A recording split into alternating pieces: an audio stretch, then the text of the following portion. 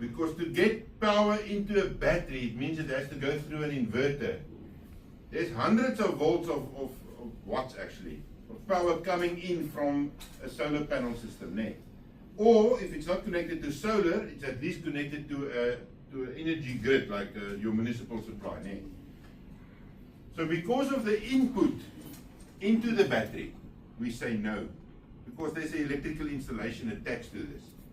But if the battery alone is burning, I can somehow get the battery out of the way and I put it there and the battery is now burning. What now? That is a 12 volt or a 24 volt battery. Can I use water on it? I can definitely. So I don't want to confuse you. I want you to get thinking about this. There are different ways and reasons why we say this. So definitely no.